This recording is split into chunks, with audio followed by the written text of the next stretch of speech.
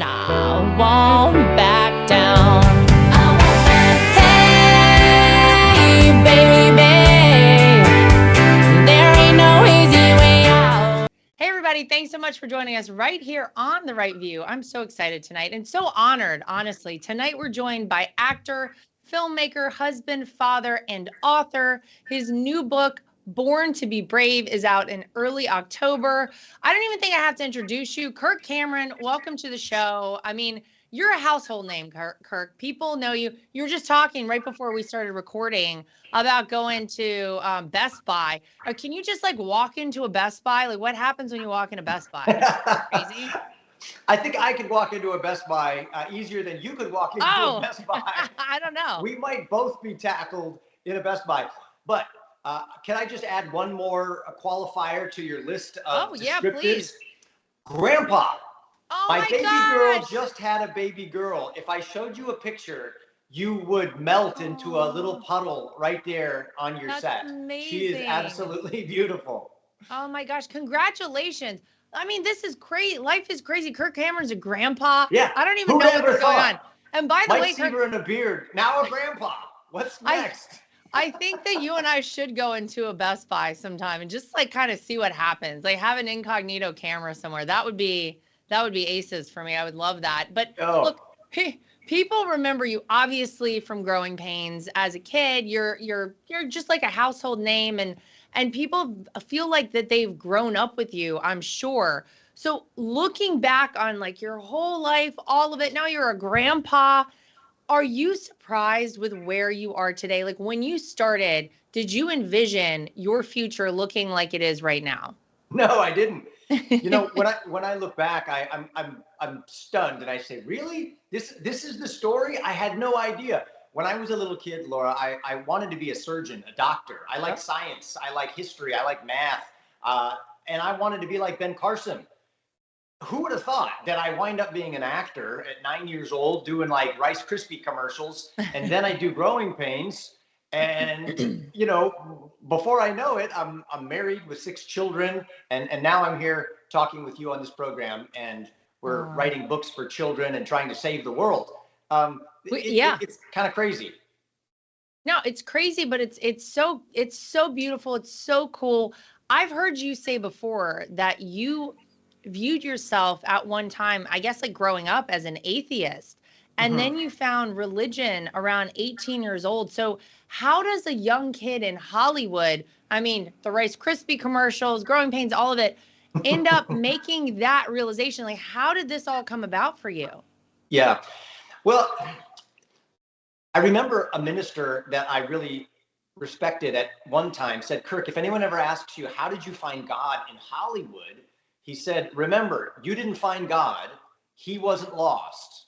You were, and he found you. Oh, wow. And that really is true. I wasn't looking for God. I was on a TV show, famous, all of these things. But someone took me to church and I heard a message that just grabbed a hold of my heart.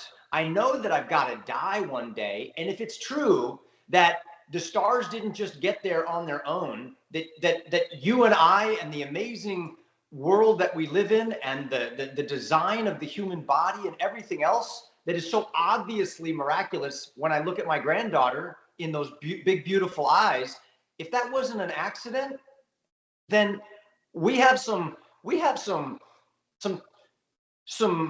apologizing to do and some humbling to do. And so I got on my knees and said, God, if you're out there behind the stars and you made me, would you forgive me and would you make me the man I'm supposed to be? And show me the way. And that's when I started going to church and reading the Bible, and God began to transform me on the inside. And I would never look back. Yeah, wow. I mean, it's amazing because to kind of be in the place you were, who knows really what would have happened to you career-wise and otherwise, you know, with your family and all of it, had you not had that moment and that realization. And I think that it's what kind of happens to a lot of us, a lot of people out there. And you're very forward and you're very upfront and unapologetic, Kirk, with your religious beliefs and with your spirituality. And I think it's so nice and it's so refreshing because I think it's so easy to kind of repress that and not talk about it and go the other way. And clearly society these days seems to want to take us in that direction. Did you, when was the moment when you said, look, not only am I going to do this for myself and I'm going to internalize this and have a relationship with God, but then you really kind of put it out front and you really talked about it and encouraged other people to do the same. What made you decide to go that route? Well, you remind me of a vegan.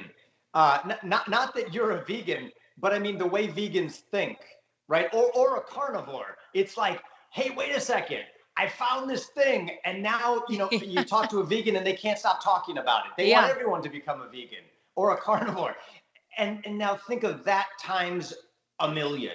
You found the cure to death, and you discovered eternal life, and that there is a God who loves you and is going to walk through this life with you. How do I not want to share that with people? But I get it. There's so much blowback when you do. Yeah. And nobody likes the blowback. But I think at the end of the day, that's how God forms conviction in your heart and faith inside of you.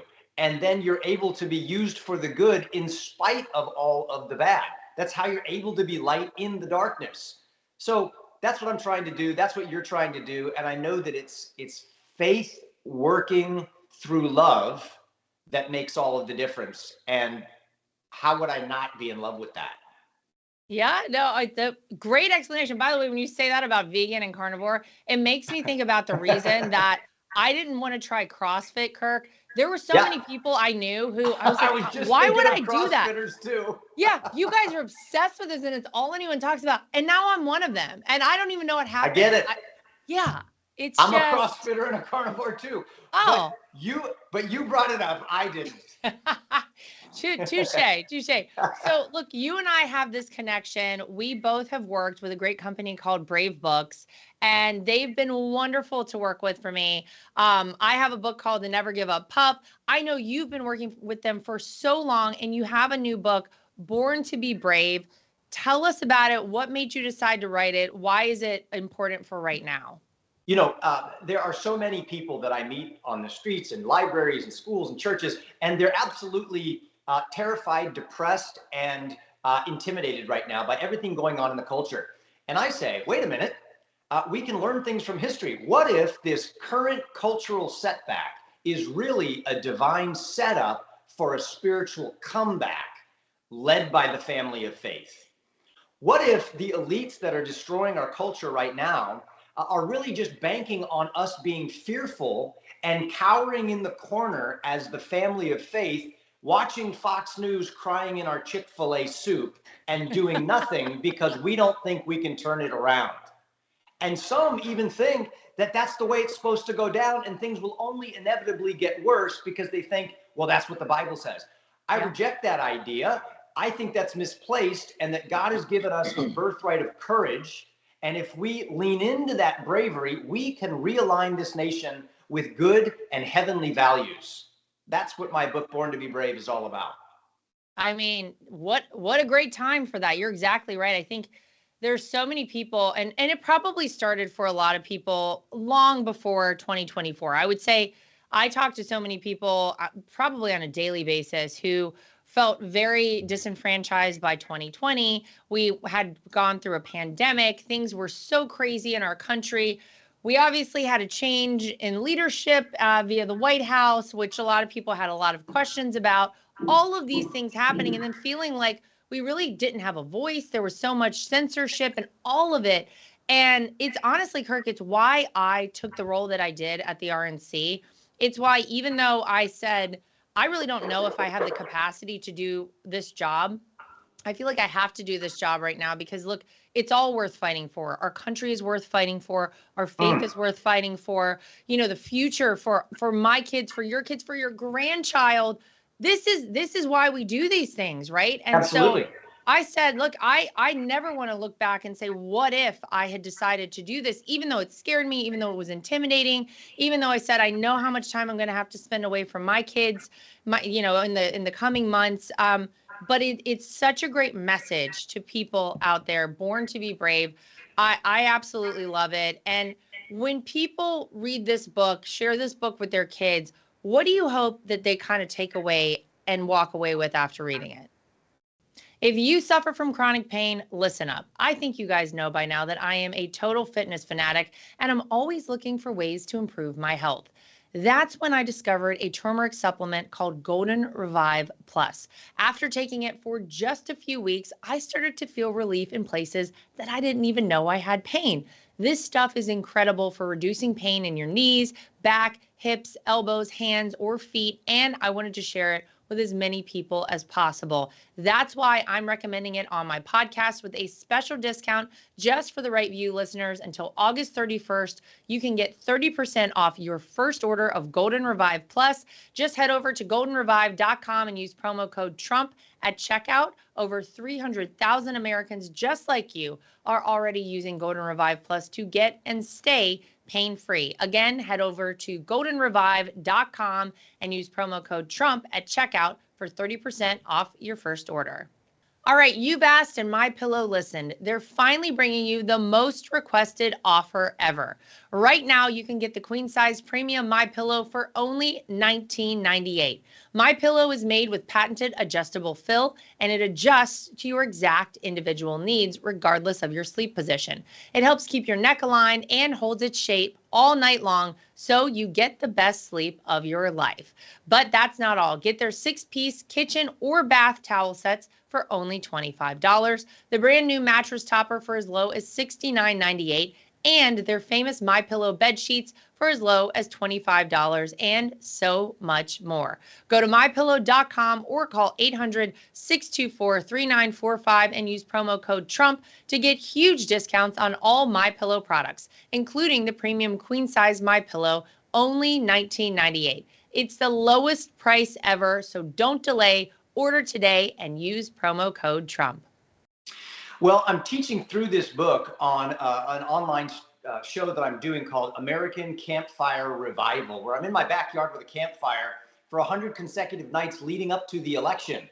And I'm teaching through it. And what I want people to take away is this. Number one, our opponents are not too big for us. And the culture is not inherently bad. It's actually ours to mold and shape. That's our job. We should be building the world for our children and for our grandchildren.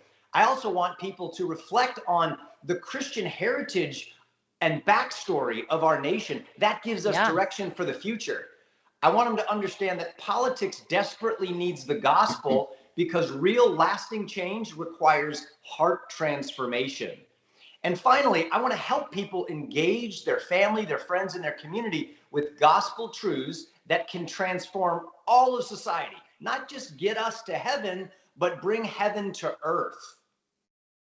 God, wouldn't we like heaven on earth? That sounds fantastic. I'm going to sign up for that. That sounds great. I want to ask you, I saw you over the weekend, I think it was over the weekend, talking on TV. I think I saw you on Fox, talking about something you did last Saturday. You led a national movement called See You at the Library Day, where tens of thousands of parents and grandparents and kids met at their local public libraries to read books of virtue to the kids and with the kids. Tell me about that. What is the goal with that? How did that go? How did it come about? I think it's something I wish we saw more of. I also just love libraries, and I feel like people are not as involved with libraries as they used to be. I complain, Kirk, all the time about how frightened I am of AI and the fact that, like, I used to actually live in a time, and I grew up in a time, I'm sure you can relate, where you actually went to a library and you researched things, and we had the Dewey Decimal System. And now you can literally just go on ChatGPT and be like, write me an essay on X, Y, and Z, and it needs to be 1,000 words. All of it is so upsetting to me. So to get people back in libraries and back with like actual tangible books, how positive, how great. Tell me about that. It was so beautiful. When I went to 3 libraries yesterday as part of See You at the Library national event, where we had 360 story hours organized by others, moms and dads and parents in all 50 states across the country. I was so encouraged because there was hundreds of little kids waving American flags, and what they're doing is that they're celebrating the values of faith, morality, education, law, and liberty. And it was so refreshing for me. These are parents who are desperate for a turning back to the values that lead to our blessing and to our protection. So See You at the Library came as a result of me being denied at over 50 woke libraries that wanted drag queen story hours, but they didn't want story hours of wholesome virtues like faith, kindness, self-control, and gentleness. What did Kirk? Sorry to interrupt you. What did they say to you? What is the rationale and the reason they gave you for not allowing you in a library for that? You're a bigot. Our values don't align with yours. Our community will not welcome your values. Wow. We want to be an inclusive place. And I thought, well, then include me. Yeah. And why have the monoculture of DEI when you could actually embrace diversity and bring some people who love God into your library? It makes too much sense, Kirk, that you're making too much sense now. Stop. You can't. So it went off amazingly yesterday. Laura, check this out. The Guinness Book of World Records showed up to report the world's largest drag queen story hour on June 1st this summer, first day of Pride Month. Well, when we did our first story hour, we had over 3,000 people at the Indianapolis Public Library. We invited Guinness yesterday to show up at any one of the 350 libraries. They not only wouldn't return our phone calls and emails, they deleted our submissions, and we had over 30,000 people on one day across the nation singing, praying, and reading books of virtue to children. Wow. Unbelievable. You know what? I just hearing those things, Kirk, first of all, great work, great stuff. It is, I mean, you use the word wholesome, but it really is. And people want to have something that they feel good about exposing their kids to. Gosh, there's just so much these days that it feels like you want to protect your kids and keep them away from things. This is something good. This is something positive.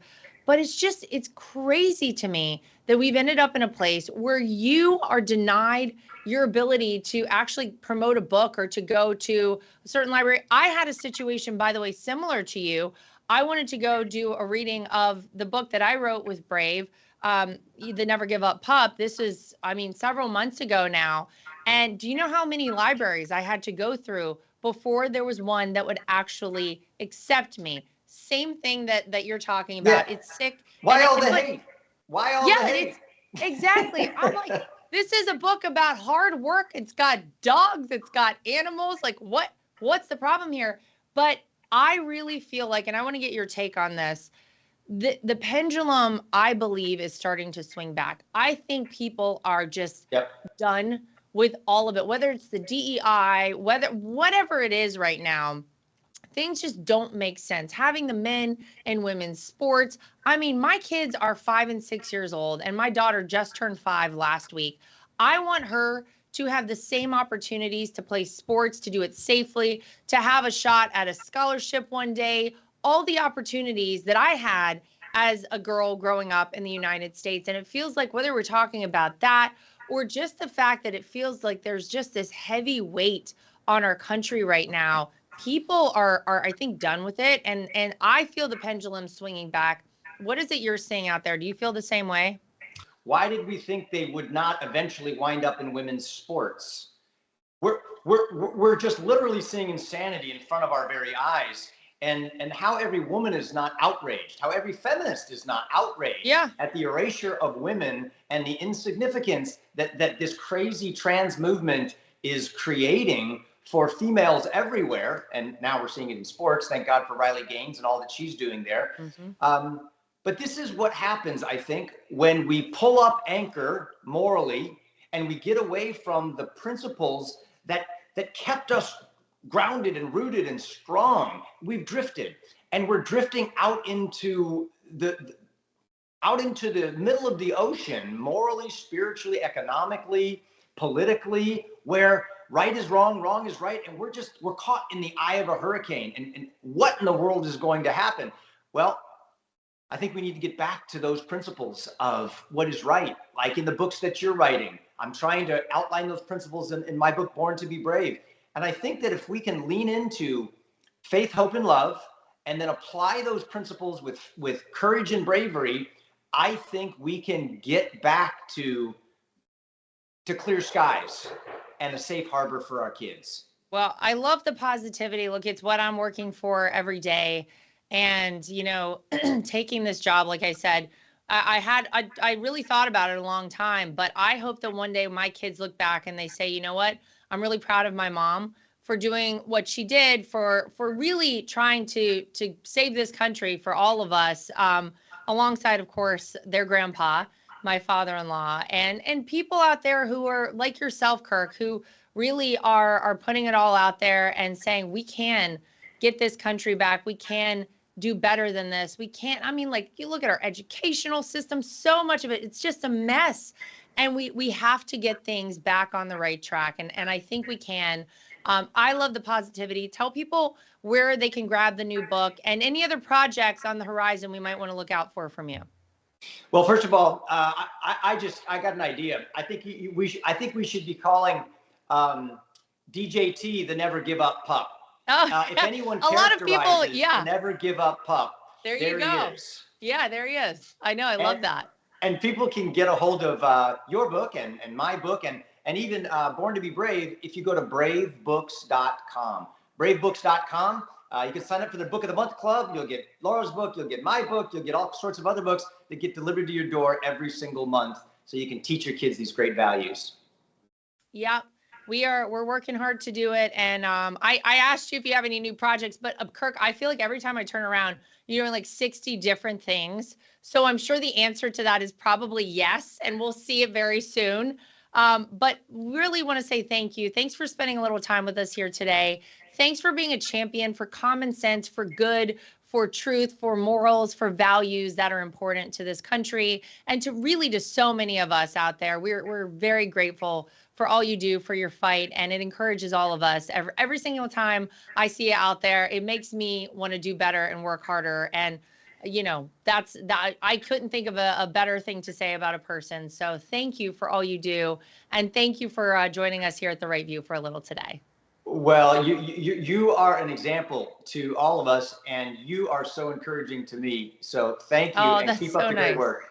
Right back at you, my friend. All right, everybody, thanks so much for joining us here for The Right View. We'll see you back here next time for more.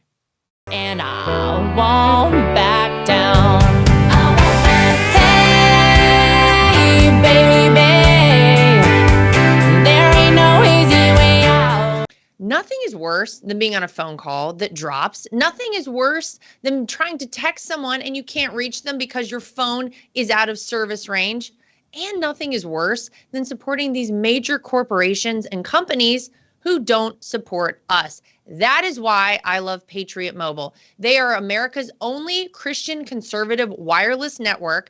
They use every cell tower out there available to all networks so that they have the greatest 4G and 5G coverage nationwide, and they support the causes that are important to us as conservatives. If you go today to patriotmobile.com/Lara Trump and use the promo code Trump, you will get free activation today. Again, that is patriotmobile.com/Lara Trump. The promo code is Trump for free activation so that you can get a great cell plan and feel good about doing it.